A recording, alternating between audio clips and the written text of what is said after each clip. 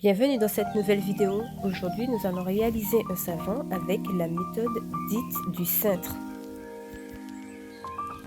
Vous verrez par la suite pourquoi elle porte ce nom.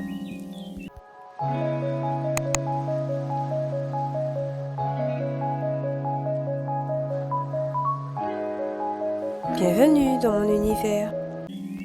Comme d'habitude, je vais vous mettre les poids de chacun des éléments de la recette, sauf de la soude, pour vous obliger à refaire les calculs pour des raisons de sécurité.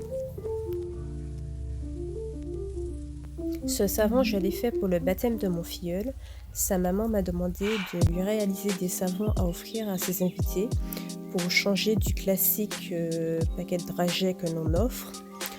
Donc je me suis beaucoup inspirée du travail que fait la savonnière de Janine Savonnerie. Je vais vous mettre son compte en barre d'infos si vous voulez aller voir son travail. Elle fait de très jolis savons.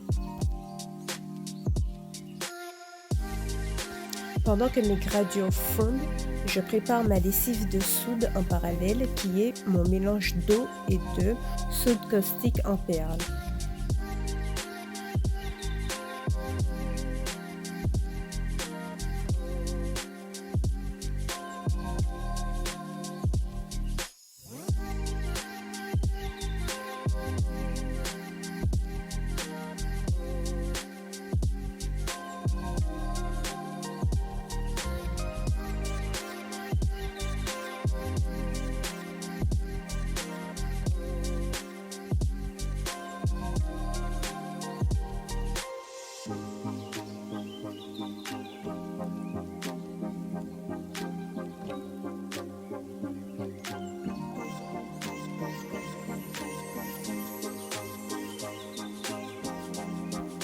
Une fois que mon mélange a fondu, je le transvase dans un bécher en plastique. J'évite de savonner dans des béchers en verre parce qu'à la longue, la soude fragilise le verre. Donc j'ajoute mes huiles liquides au mélange, donc mon huile de ricin et mon huile d'olive.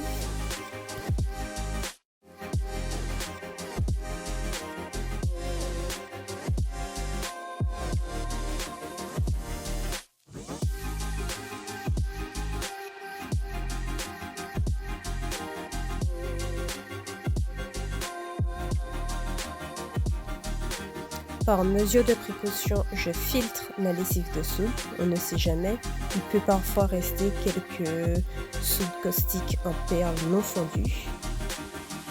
Donc je mixe le tout jusqu'à obtenir la trace. Donc j'essaye d'avoir une trace fine parce que la technique que nous allons utiliser nécessite d'avoir une pâte à savon assez liquide.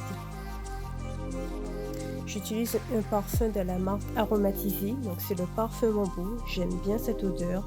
C'est une odeur très discrète, très peu entêtante. Je ne sais pas si ça sera très parlant, mais si je devais la décrire, je dirais qu'elle sent le frais.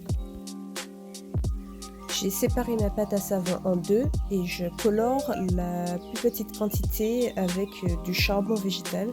Donc là, je mets les quantités un peu à la louche. Mon but, c'est d'obtenir une pâte à savon noire très foncée.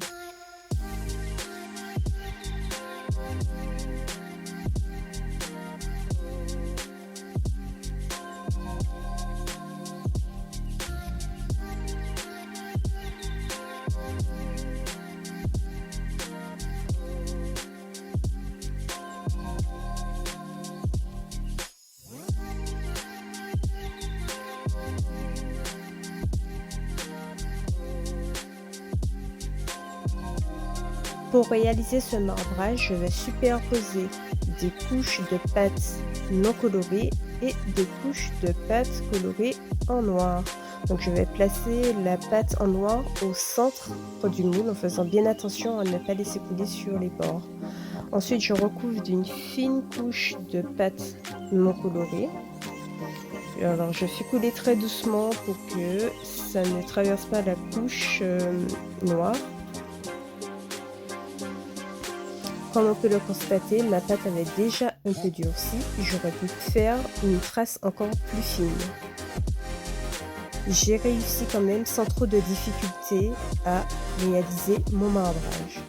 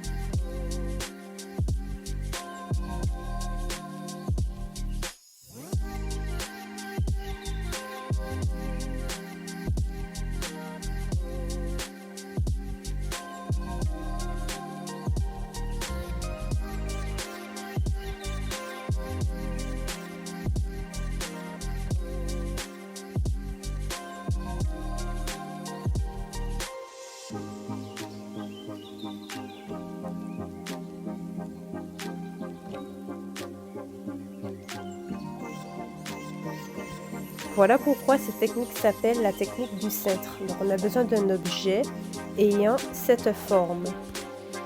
Je l'ai réalisé avec un cintre que j'ai déformé, mais sinon, il s'est vendu en magasin. Vous avez par exemple ce modèle de chez Saponine que vous pouvez utiliser pour faire ce type de marbrage. Pour résumer, je vous ai mis le parcours via les flèches qu'a fait le cintre dans le savon.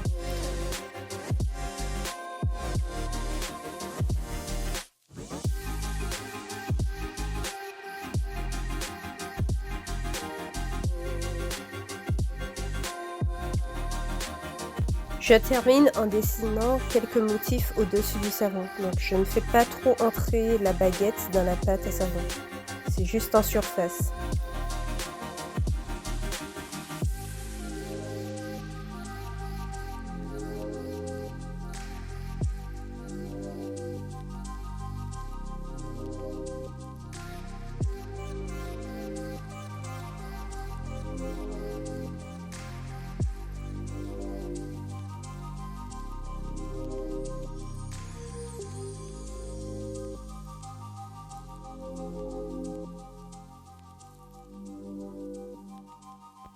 J'ai laissé mon savon durcir pendant quelques jours et maintenant nous allons passer au découpage.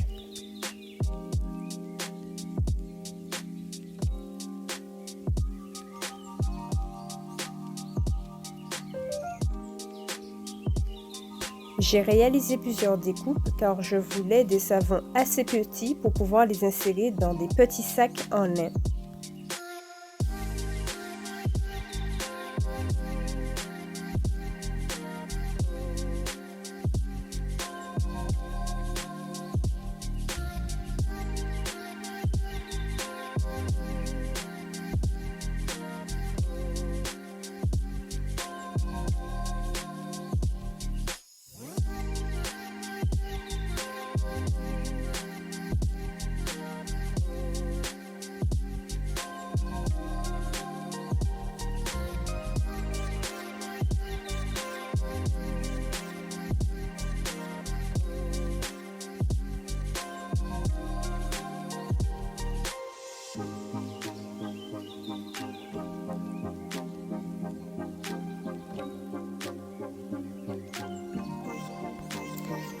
À l'aide d'un économe, j'ai réalisé des champs un peu plus nets sur les savons.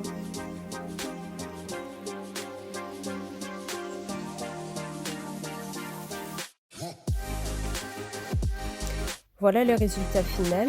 J'ai rajouté des étiquettes avec un mot de remerciement pour tous les invités. J'ai mis les savons dans des petits pochons en lin comme sur la photo, avec un petit bout de fleurs séchées pour la déco.